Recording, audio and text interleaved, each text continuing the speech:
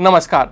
आज के इस पॉडकास्ट में हम ऐसे संघर्ष की बात करने जा रहे हैं जो सिर्फ दो देशों के बीच लड़ाई नहीं है, बल्कि पूरी दुनिया की अर्थव्यवस्था, राजनीति और इंसानियत पर सवाल खड़े कर रहा है।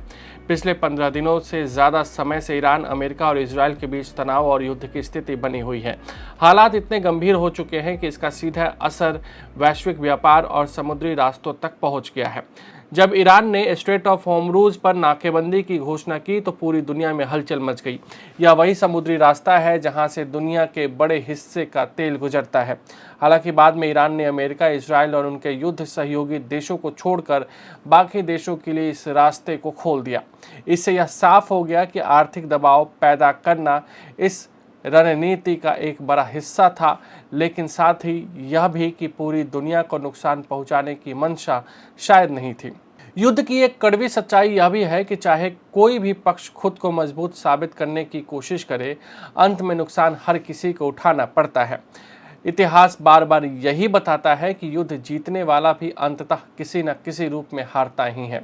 अगर इस मौजूदा संघर्ष को देखें तो सवाल उठता है कि इस लड़ाई की कीमत आखिर कौन चुका रहा है। अगर सिर्फ आर्थिक पहलू की बात करें तो अमेरिका अब तक इस युद्ध में अरबों डॉलर खर्च कर चुका है। यह खर्च सिर्फ हथियारों या सैन्य अभियानों तक सीमित नहीं है, बल्कि इसमें सैनिकों की तैयारी, ऑपरेशन, लॉजिस्टिक्स और लगातार चल रही बमबारी जैसी गतिविधियां भी शामिल हैं। अमेरिकी प्रशासन के भीतर से ही इस खर्च का आंकड़ा सामने आया है।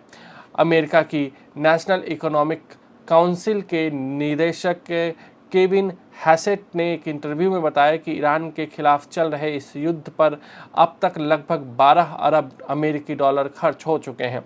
उन्होंने यह जानकारी CBS न्यूज़ के कार्यक्रम फेस द नेशन में साझा किया। हैसेट के मुताबिक उन्हें जो सबसे ताज़ा आंकड़ा मिला है वह करीब 12 अरब डॉलर का है।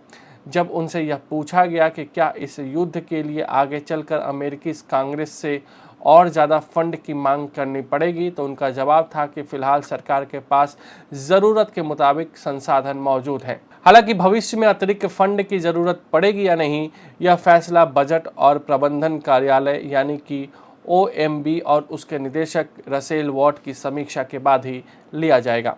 लेकिन यह सिर्फ पैसों तक सीमित नहीं है। इस संघर्ष में अमेरिका को मानवीय और सैन्य नुकसान भी झेलना पड़ा है। अब तक कम से कम 11 सैनिक अपनी जान गंवा चुके हैं। इसके अलावा युद्ध के दौरान ईंधन भरने वाले 5 सैन्य विमान भी दुर्घटनाग्रस्त हो चुके हैं।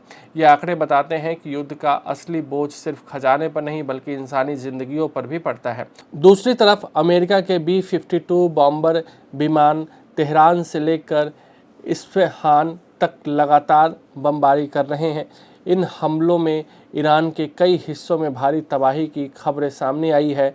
शहरों का बुनियादी ढांचा प्रभावित हो रहा है, आम नागरिकों की जिंदगी खतरे में है और पूरे क्षेत्र में डर और अस्थिरता का माहौल बन गया है। यहाँ एक बड़ा सवाल यह भी खड़ा होता है कि इतनी बड़ी कीमत चुकाने के बाद आखिर क्या हासिल हो रहा है।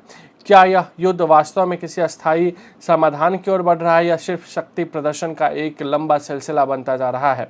जब राजनीतिक नेतृत्व शांति की बात करता है तो उम्मीद जगती है कि शायद बातचीत से रास्ता निकलेगा, लेकिन जब वही नेतृत्व युद्ध के फैसले लेता है तो दुनिया के सामने एक विरोधाभास खड़ा हो जाता है। अमेरिकी राष्ट्रपति डोनाल्ड ट्रंप ने कई बार खुद को शांति स्थापित करने वाला नेता बताया था, लेकिन मौजूदा हालात को देखकर आलोचक सवाल उठा रहे हैं कि शांति का दूत बनने की इच्छा कब और कैसे अशांति का कारण बन गई। क्या यह राजनीतिक दबाव की रणनीति है या फिर वैश्विक शक्ति संतुलन की एक लड़ाई? इन सवालों के जवाब अभी भी स्पष्ट नहीं है, लेकिन इतना ज़रूर है कि हर दिन के साथ इस संघर्ष की कीमत बढ़ती जा रही है। आखिरकार जब हम इन घटनाओं को एक इंसानी नज़रिए से देखते हैं तो एक बात सामने आती है, युद्ध में असली हार इंसानियत की होती है। चाहे वह सैनिक हो, आम नागरिक हो या वे देश जो इस संघर्ष के बीच में फंस जाते हैं, हर किसी को किसी न किसी रूप में इसकी कीमत चुकानी पड़ती है। इसलिए सबसे बड़ा सवाल यही है कि यह युद्ध आखिर कब तक चलेगा और क्या कभी ऐसा पल आएगा जब बंदूकें खामोश होंगी और बातचीत की आवाज़ें सुनाई देंगी। शायद आज दुनिया इसी का इंतज़ार कर रही है। आज के लिए इतना ही। अगले पॉडकास्ट में फिर मुलाकात होगी। नमस्कार।